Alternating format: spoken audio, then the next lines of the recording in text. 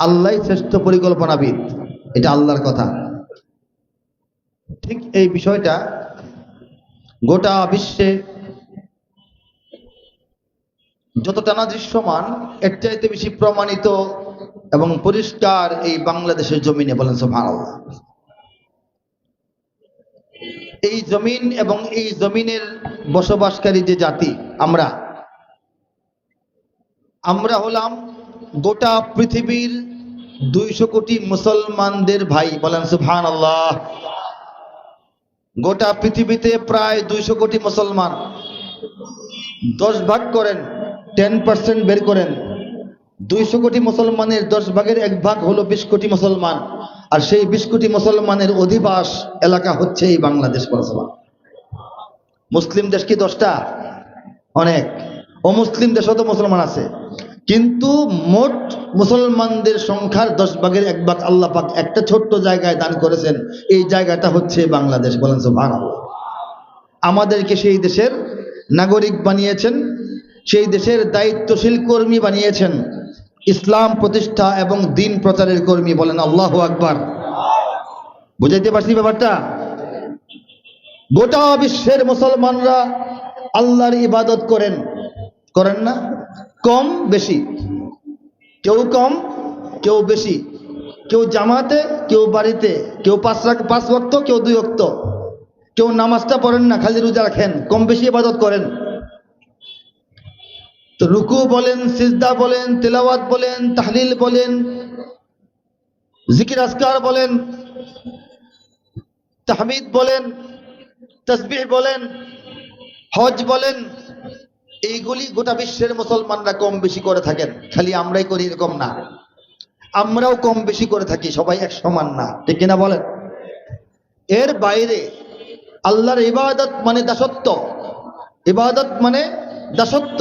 আল্লাহর এই দাসত্ব প্রকাশের বাইরেও এক্সট্রা অর্ডিনারি কিছু কাজ বাংলাদেশের মুসলমানরা করেন, যেটা সারা দুনিয়ায় খুঁজে তেমন পাওয়া যায় না। জানতে চান না কি বিষয়গুলা?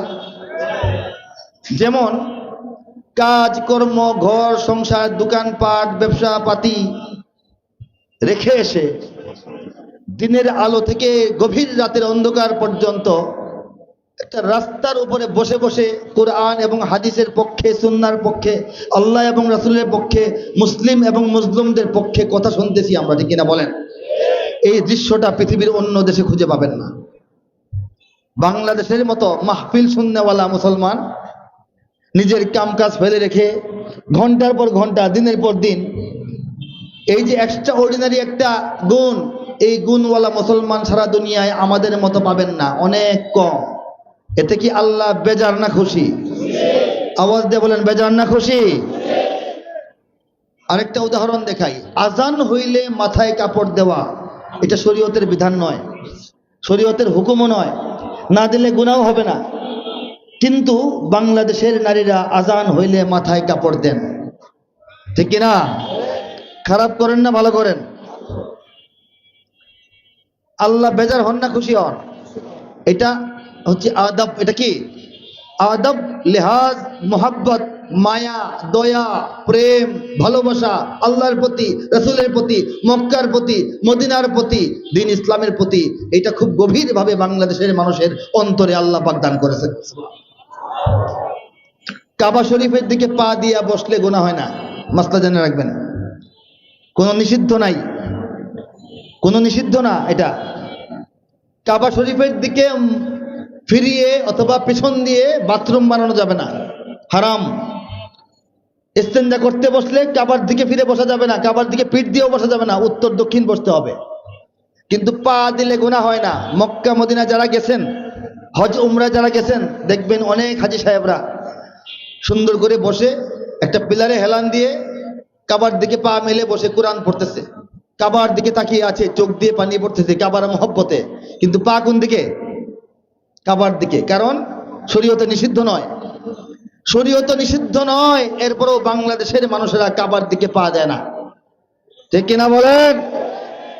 ঘুমানোর বিছানা, চৌকি, খাট কাবার দিকে ফিরিয়ে ফিট করে না, ঠিক কিনা বলেন?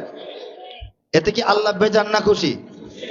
এই যে আদব, এটা আল্লাহর পছন্দের ব্যাপার। আপনার বাড়িতে 2 জন কর্মচারী কাজ করে, আপনার অফিসে কয়েকজন কর্মচারী কাজ করে, একজন কর্মচারী টাইম মতো আসে, টাইম মতো বের হয়ে যায়, সমস্ত ফাইল সে দেখে, আপনার অর্ডার সব পালন করে, সমস্ত কাজ সমাধা করে, মাস শেষে তার কাছে কোনো কাজ জমা থাকে না, টাইম মতো সে বেতন নিতে আসে।